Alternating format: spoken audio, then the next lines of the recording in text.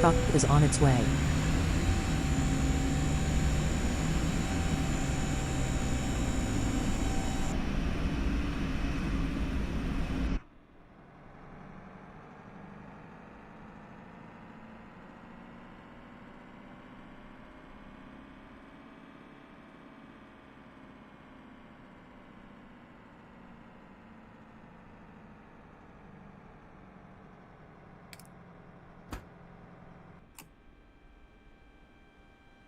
Catering vehicles are on their way. American 45 IFR to Kennedy, ready to copy.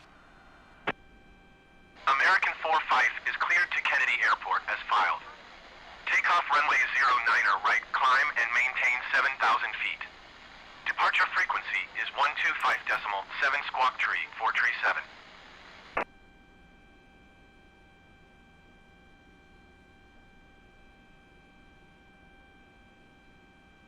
American 45 cleared to Kennedy Airport as filed. Takeoff runway 09er right, climb and maintain 7,000 feet. Departure on 125.7 squawk tree 437. American 45, read back correct. Contact ground on 121.61. Good day.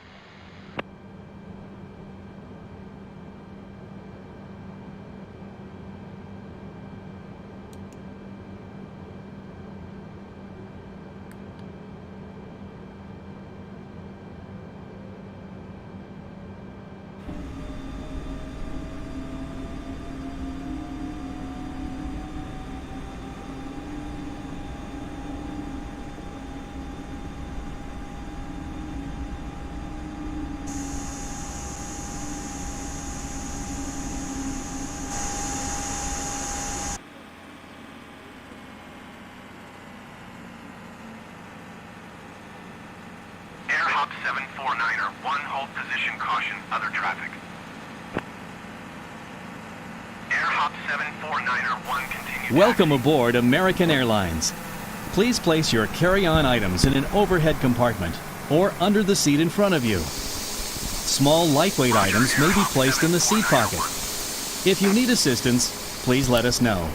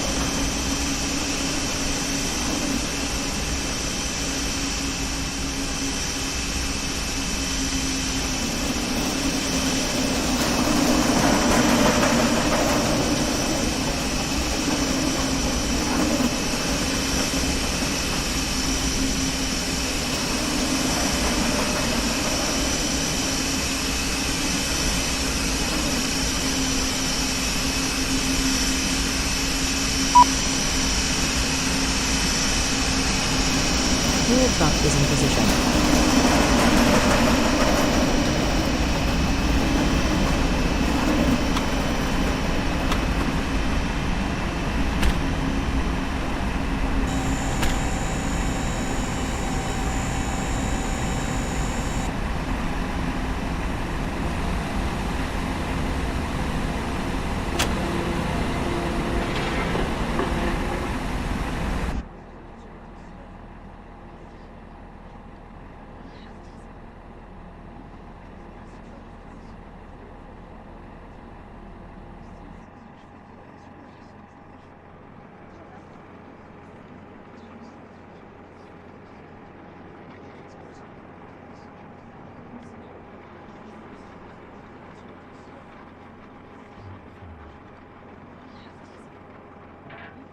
something special on the horizon.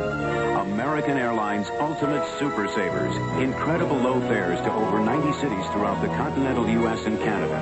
Discounts up to 70%. Fares from $44 to $151. Call American Airlines for an Ultimate Super Saver before another day passes you by.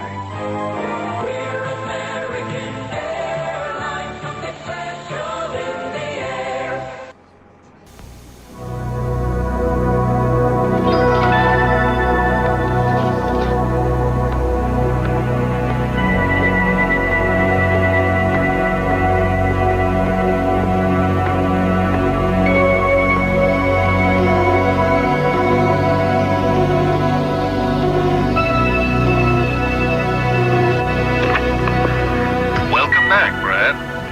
Stop by the office. Well, all those trips you made paid off. While you were at 35,000 feet, the Avcon people called and gave us the project. Check your top drawer. There's one more trip I'd like you to take. I know how much you and Ann love the islands. So aloha, Brad. You did a great job. Thanks. When you're something special, people know it. American Airlines. Something special in the air.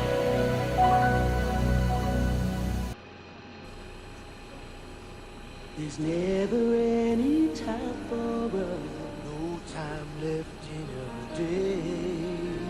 We're both so close and yet so far. We've got to get away. Let American Airlines special low fares take you away with someone special. Without a single care. We're American Airlines, something special in the air.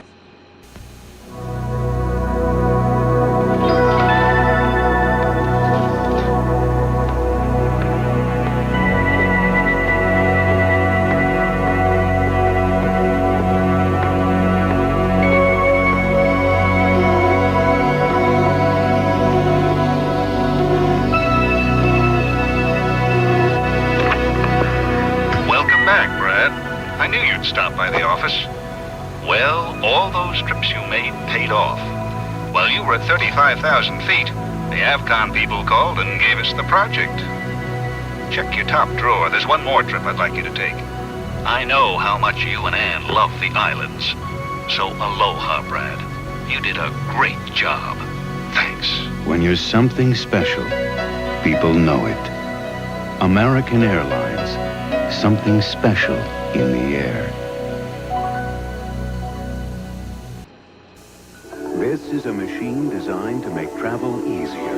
American Airlines. No problem. I can check on that for you, No sir. trouble at all. Right on time. Glad I could And help. these are its most important parts. No problem at all, sir. No problem. Don't worry, we'll get it there. You're all set. The men and women of American I can Airlines, change that for you. No trouble You at have a all. good flight. committed to making your trip No problem. something special. No problem at all. No problem. Glad we could help.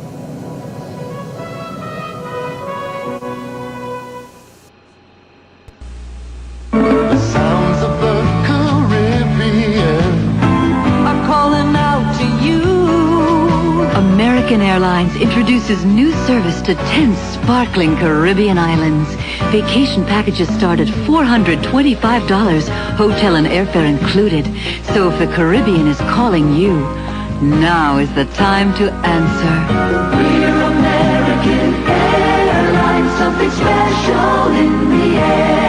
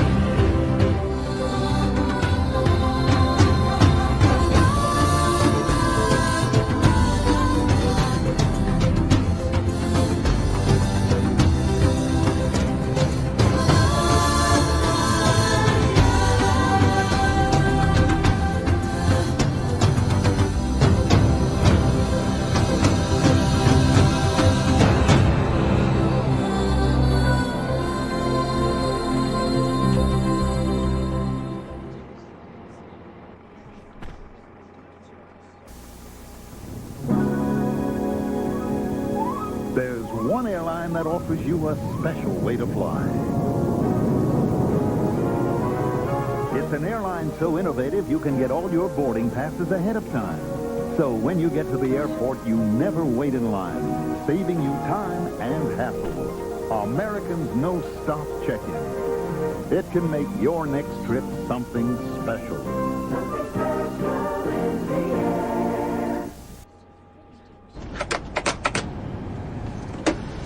Look, a microphone. Doobie-doobie-doo. Oh, look at this for the light. Oh, it makes it dark. Not really that tired, though. I can't really sleep. Maybe we'll watch a movie or something. Come on.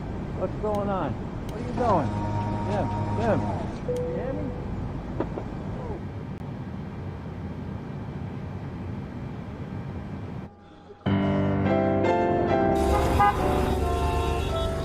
They say New Yorkers can be demanding. But if an expectation that things be done quickly and to a certain level of perfection is demanding, well then, yeah, we're demanding. You can't drive it, park it. He's a pussycat, really. We just have a highly developed sense of what we want out of life. You're flying American, right? Absolutely. We've flown more New Yorkers to destinations around the world than any other airline. And if we can keep them happy. You're on the 10 o'clock American flight? The meeting's this afternoon. Seems like you're busier than ever. Dad? I'm glad you could stop by. Wish I had more time. Now, when did you say you were planning on coming home again? Not until the end of the term. You know, I don't think I can wait that long. When you're something special, people know it.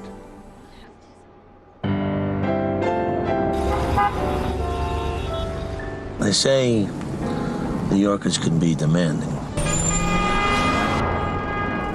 But if an expectation that things be done quickly and to a certain level of perfection is demanding, well then, yeah, we're demanding. You can't drive it, park it. He's a pussycat, really. We just have a highly developed sense of what we want out of life. You're flying American, right? Absolutely. We've flown more New Yorkers to destinations around the world than any other airline. And if we can keep them happy. Pull up at the next one. Things happen fast in New York. And if you can't deal with it, you better get out of the way. Whoa! Excuse me, sir. Go ahead. What do you want to do? Johnny Carson called it a New York minute. It's the time between the light turns green and a guy honks his horn behind you. You couldn't wait? We're late. Yes, sir. Steak, where? Oh, 2 steaks, rare. 2 steaks, rare? Coming up. Bon appetit. No extra sweet. We've flown more New Yorkers than any other airline. And if we can keep them happy,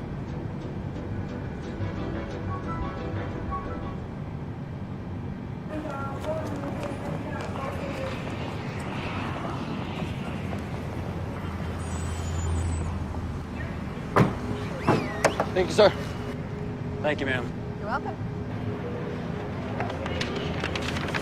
Thank you. You're welcome. Gate 40, ma'am. Straight over that way. Thank you. You're welcome. Would you like the window? I'm fine. Thank you, sir. There you go, sir. Thank you, sir. Have a great trip home. Thank you. It's nice to know. You bet. Have a nice night. Thank you, ma'am. Thank you, sir. Yeah. Thank you.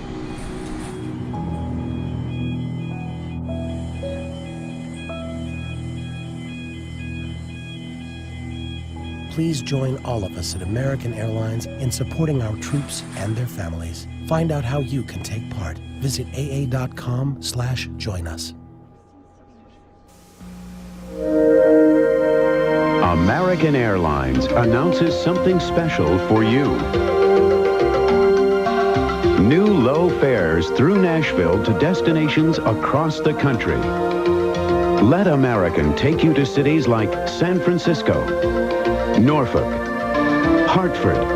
Significant restrictions apply, so call today, because fares this special won't last forever.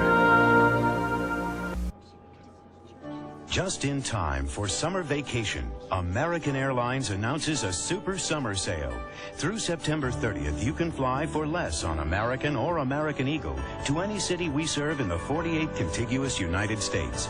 Even better, every child accompanied by an adult on this fare can fly for 50% off our low sale price. You must purchase your tickets by June 30th. So hurry, call your travel agent or American for details and restrictions today. Come fly down to the Caribbean. Feel the sun and sea. Where a gentle breeze of clear blue seas is calling out to me. For $259 to $465, American Airlines lets you choose one of 15 Caribbean islands, hotel and airfare included. We're American Airlines, something special in the air.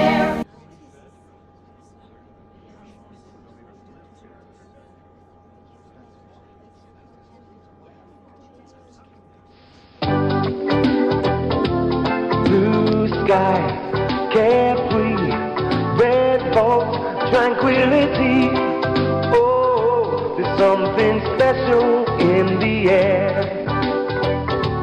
Blue sky, white sand, no troubles, life is grand. Oh, there's something special in the air. If blue skies and sunny days are what you're after, this winter American Airlines has the place for you. And along with our great sunny destinations, we have some very affordable flyaway vacation packages to get you there. Silver bird, take me to where the sunshine and skies are blue. Oh, there's something special in the air. Oh, there's something special in the air.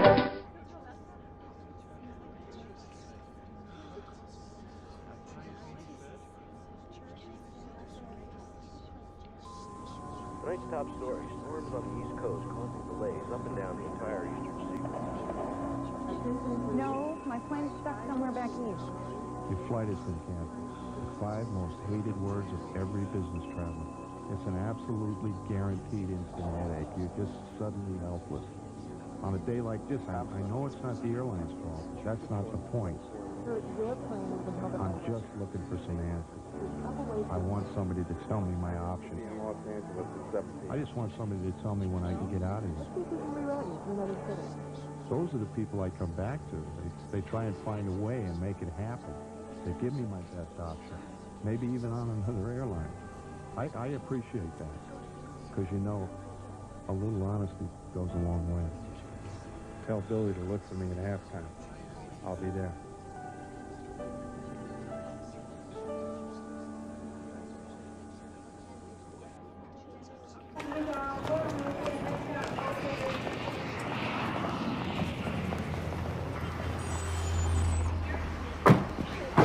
Thank you, sir. Thank you, ma'am. You're welcome. Thank you. You're welcome. Gate 40, ma'am. Straight over that way. Thank you. You're welcome. Would you like the window? I'm fine. Thank you, sir. There you go, sir. Thank you, sir. Have a great trip home. Thank you. Would you like some help? Yes. Let me get that. Have a nice night. Thank you, ma'am. Thank you, sir. No. Thank you.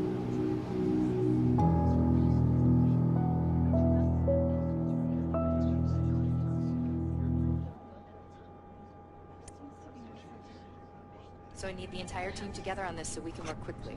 Nate, I know you've been late all your life. What is one late baby?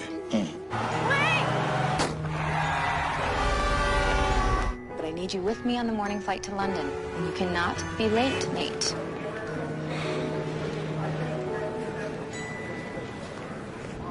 I knew it. We know why you fly. We're American Airlines.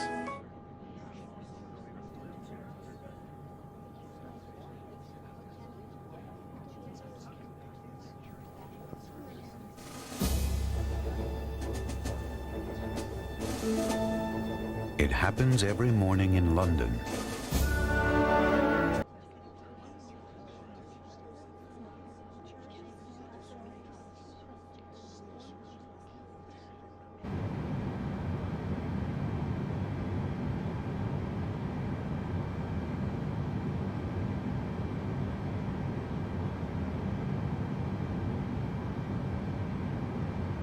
De Gaulle ground American 4-5 with Quebec ready to taxi IFR.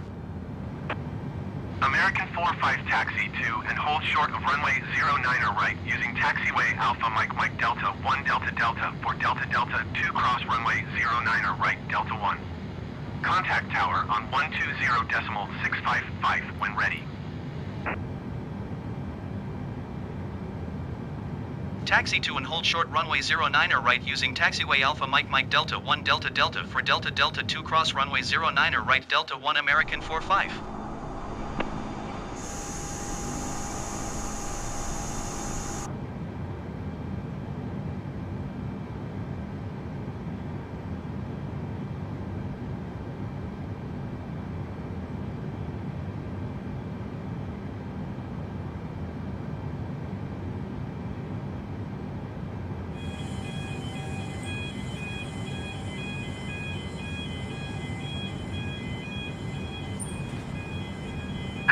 Hello, Captain.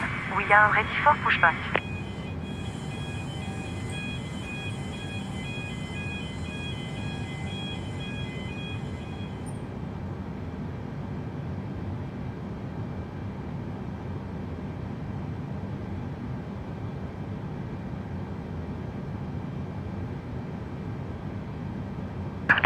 Departure checks completed. Bypass pas inserted.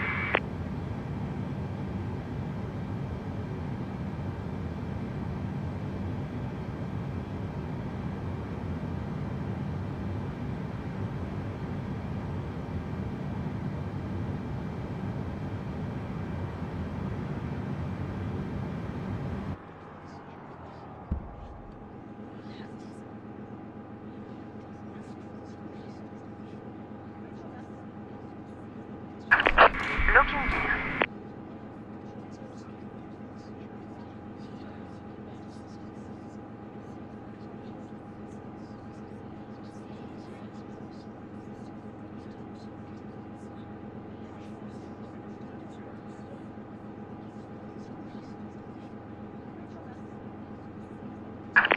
Release parking brakes, please.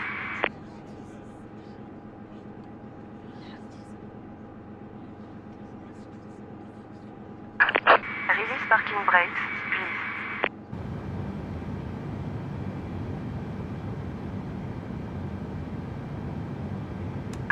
Starting push. All engines clear. Start at wheel.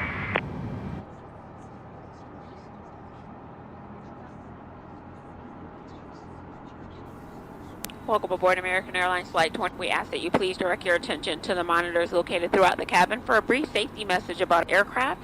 Your attention, please.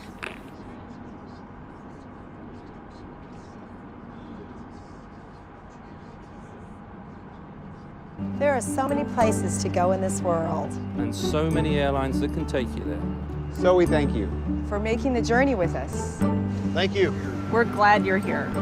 And now we'd like for you to pay attention to the following safety video. First, please fasten your seatbelt. To fasten your seatbelt, insert the metal fitting into the buckle and pull on the loose end of the strap to tighten. To open, lift up on the buckle. We recommend you keep your seatbelt fastened at all times, as turbulence can occur unexpectedly. As we prepare for takeoff, please be sure your seat back and tray table are up. And carry-on baggage is under a seat. And at this time, all electronic devices are off. You will find our electronic device policy in the back of American Way magazine. Smoking is not allowed at any time. Tampering with, disabling, or destroying smoke detectors in the lavatories may result in a fine. U.S. law requires passengers to comply with all signs and crew member instructions about seatbelts and smoking. So that you may follow along, we have provided a safety instruction card in your seat pocket. All exits on this airplane are clearly marked. Please refer to the safety instruction card to locate your nearest exit. Keep in mind, the closest exit may be behind you. On this airplane, there's an additional raft located in a marked storage compartment in the business class cabin. Each cabin exit door and some exit windows are equipped with an evacuation slide. Some slides, except those over the wings, may also be used as rafts. This aircraft has escape path lighting in the eye. Red lights or an exit sign will indicate you have reached an exit. In an emergency evacuation, leave all carry-on bags behind and quickly proceed to the nearest exit. If the aircraft cabin loses pressure, the panel above your seat containing oxygen masks will open automatically. While remaining seated with your seatbelt fastened, quickly reach for the nearest mask and pull down firmly to start the flow of oxygen. Put the yellow cup over your nose and mouth. Slip the elastic band over your head and tighten by pulling the straps on either side. Breathe normally. Even though oxygen is flowing, the plastic bag may not inflate. Always put your own mask on first, and then help others near you. Your seat cushion may be used as a flotation device. Remove the lower cushion and put your arms through the straps found on the opposite side. A life vest is located under the seat, between seats, or in a compartment between the seats in front of you. The safety instruction card shows the exact location. To use the vest, open the cover by pulling the red tab or compartment handle to break the seal. Remove the vest from the package like this. Put the vest on over your head, wrap the strap around your waist, and attach the buckle. Pull the loose end of the strap to tighten. Once outside, pull down on the red tab to inflate the vest, or blow into the red tube on the right side of the vest. There's also a light that will illuminate upon contact with water. Never inflate the vest inside the airplane. The crew will now be coming through to do a final cabin check. We'll be back after takeoff with more information about your flight. Thank you for your attention and for choosing American Airlines. Thank you for flying American. We're glad to be your airline. We're glad you're here.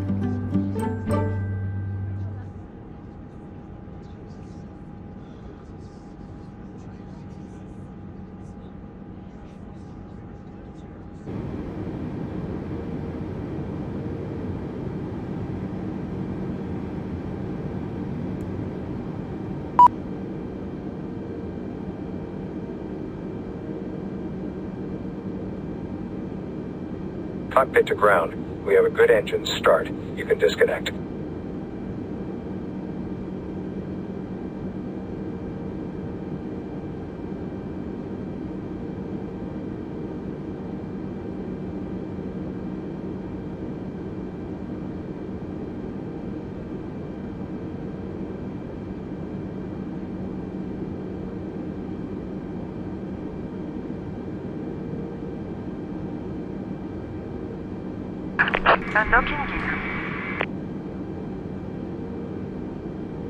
Airbus tree 18, hold position, caution, the Airbus A20N on the taxiway.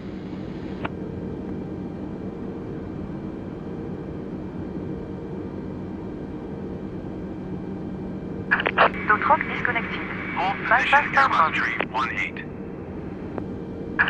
Left is clear, right is clear.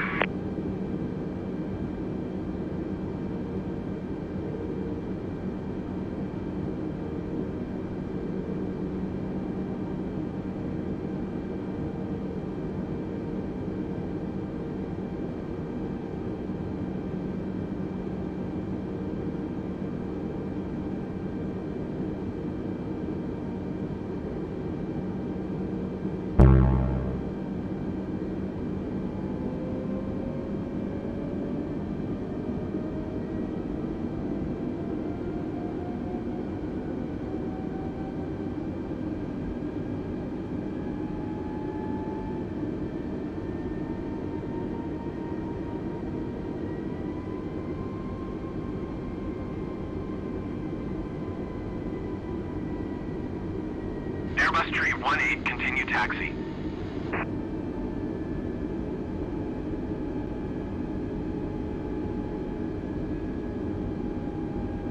Roger, Airbus tree 18.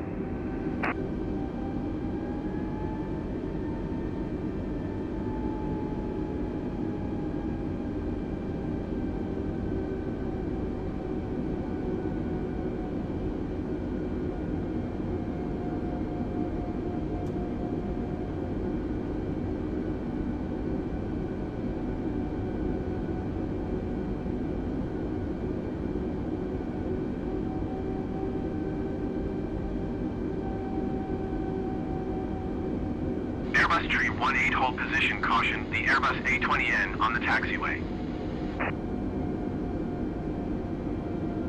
Airbus tree 18, continue taxi. Airbus tree 18, hold position, caution, the Airbus A20N on the taxiway. Airbus tree 18, continue taxi.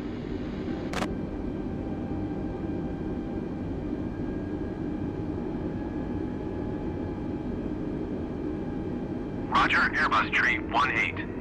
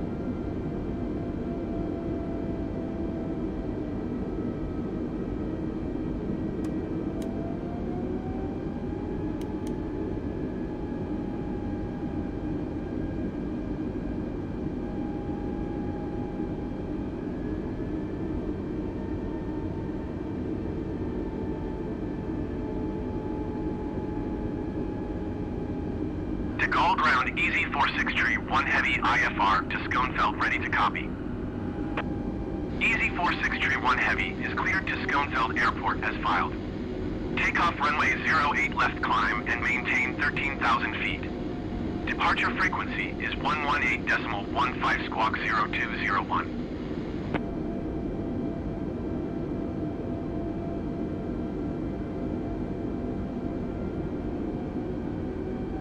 Easy 46 tree, 1 heavy cleared to Schoenfeld Airport as filed. Takeoff runway 08 left climb and maintain 13,000 feet. Departure on 125.7 squawk 0201. Easy 46 tree, 1 heavy read back correct. Contact ground on 121.61. Good day.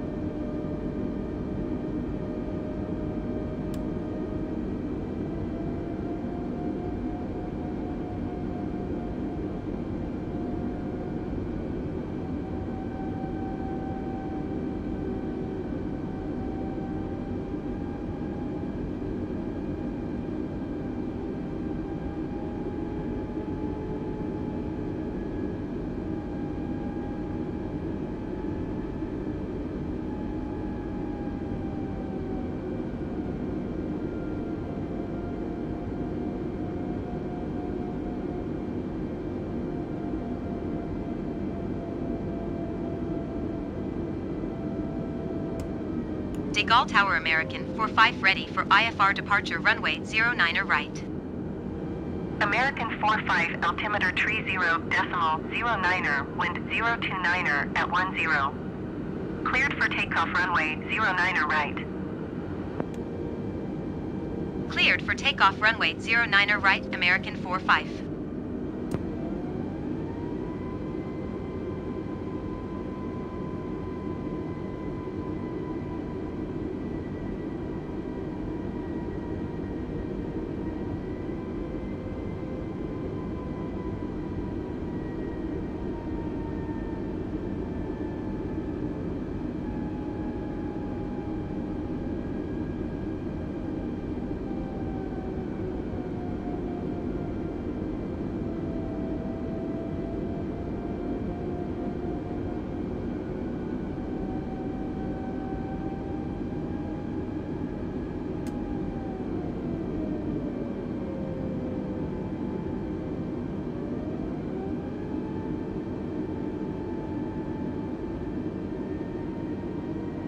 Blowing 1466, wind 029er at 10. Caution, the Airbus landing runway 09er left. Cleared to land runway 09er right. Cleared to land runway 09er right, Boeing 1466.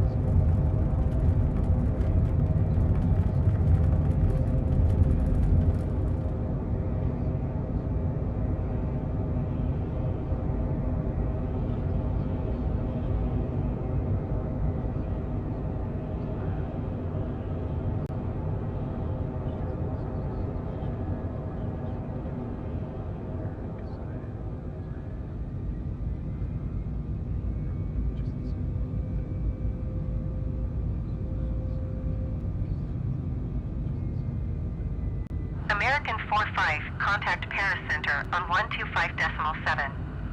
Good day.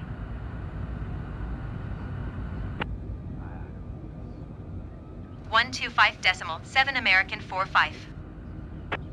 Paris Center American 45 is at 1,300 feet, climbing 7,000 feet. American 45 Paris Center altimeter tree 0.09er, continue to PG 091 as planned. Air France 1127 traffic is 11 o'clock 4 miles at 11,500 feet Embraer. Report them in sight. AirHop 119er tree traffic is 10 o'clock 3 miles at 12,100 feet Airbus. Report them in sight. American 45, contact Paris Center on 118.05. Good day. Air France 1127 contact De Gaulle, approach on 126.575. Good day. 118.05 for American 45. Paris Center American 45 is passing 5,300 feet, climbing 7,000 feet. American 45 Paris Center altimeter tree 0.09er. Continue to PG 093 as planned. American 45 traffic is 2 o'clock 2 miles at 5,100 feet Airbus. Report them in sight. American 45 have the Airbus in sight. Speedbird tree 09er. Contact Paris Center on 125.7. Good day.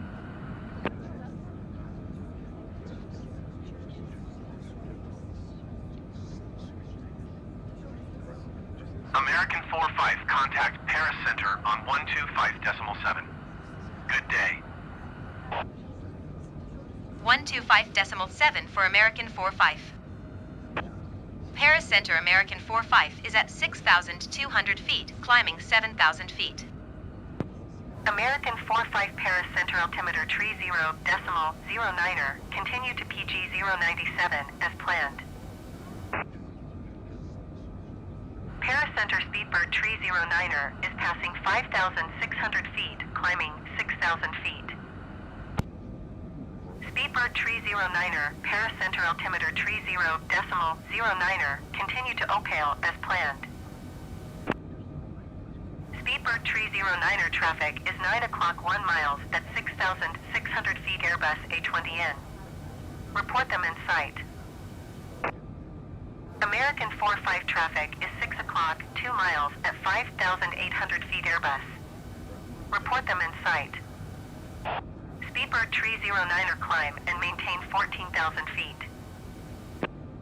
American 45 traffic in sight. American 45 climb and maintain 16,000 feet. Climb and maintain 16,000 feet American 45. Climb and maintain 14,000 feet, Speedbird 309er. Speedbird 309er traffic in sight.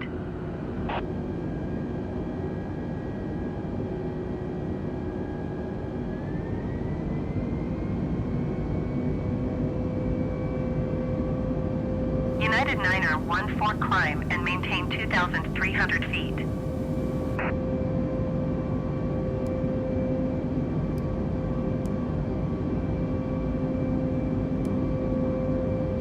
Paris Center Air Transat 189er is passing 12,800 feet, climbing 14,000 feet. Air Transat 189er, Paris Center altimeter 30.09er, continue to collide as planned. Air Transat 111 climb and maintain 16,000 feet.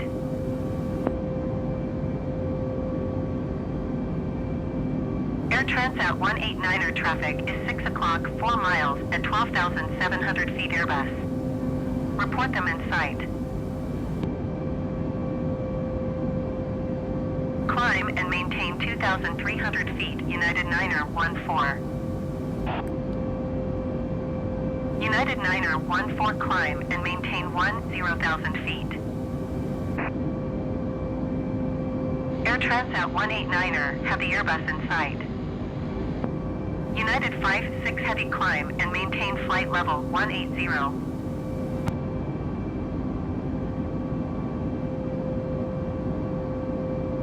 Climb and maintain 10,000 feet, United 9er 14. United 9er 14 traffic is 11 o'clock 3 miles at 4,900 feet, Boeing 777. Report them in sight. Air Transat 189er climb and maintain flight level 260. United 9er 14 have the traffic. Speedbird 343 climb and maintain flight level 390. Climb and maintain flight level 180, United 56 heavy.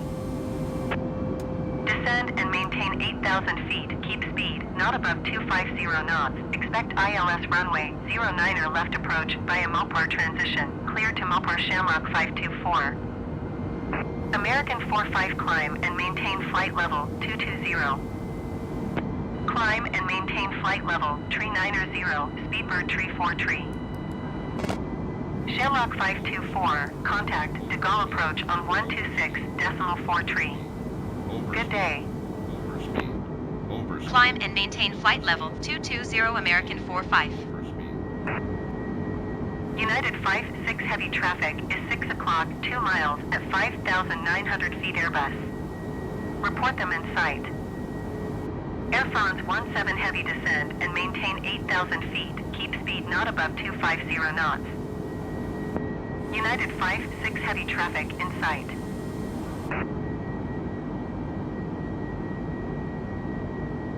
Climb and maintain 15,000 feet Air France 483 heavy. Air France 483 heavy, you are 29er miles west. Descend and maintain 8,000 feet. Keep speed, not above 250 knots. Expect ILS runway 08 right approach via Mopar transition. Cleared to Mopar. Air France 17 heavy descend and maintain 8,000 feet. Keep Ladies and gentlemen, the captain has asked the flight attendants to remain seated with their seatbelts on in their jump seats until we pass through this area of turbulence. We do apologize for the delay in our service. 8,500 feet. Delta 80 heavy, Paris Center altimeter 30.09er, continue to Mopar as planned. Air France 17 heavy descend and maintain 9,000 feet. Descend and maintain 8,000 feet. Keep speed, not above 250 knots. Expect ILS runway 08 right approach via Mopar transition. Clear to Mopar Air France 48 tree heavy. American 45 climb and maintain flight level tree 40. Climb and maintain flight level tree 40 American 45.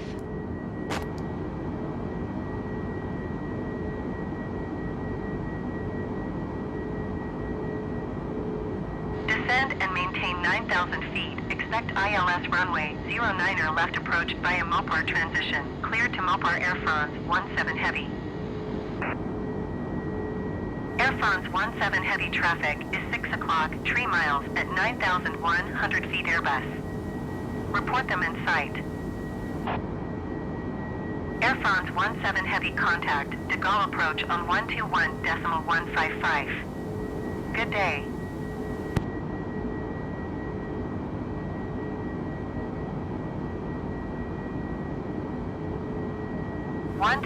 .155 for Delta 80 heavy.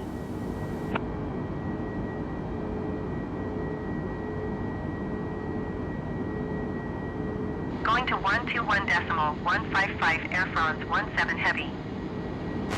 Air France 48 tree heavy contact, de Gaulle approach on 131.2. Good day.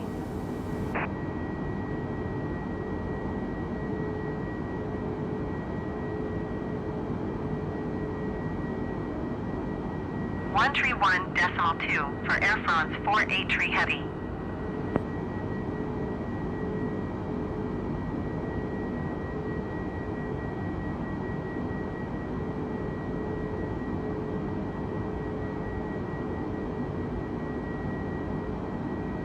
Paris Center Air France 48 tree heavy is passing 10,200 feet, descending 8,000 feet.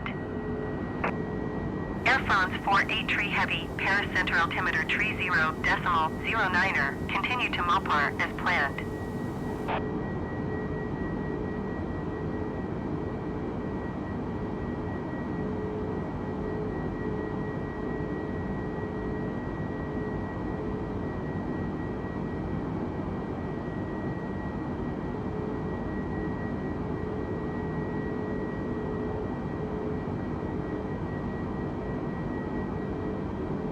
American 45, contact Paris Center on 119.825. Good day.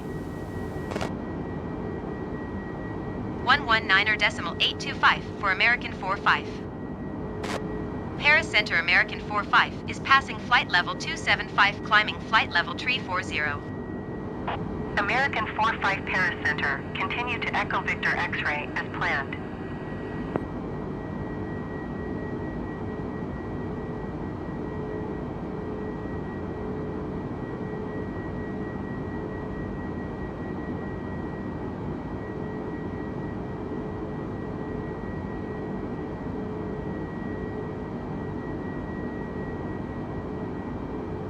Ryanair 9er 252 climb and maintain flight level tree 90.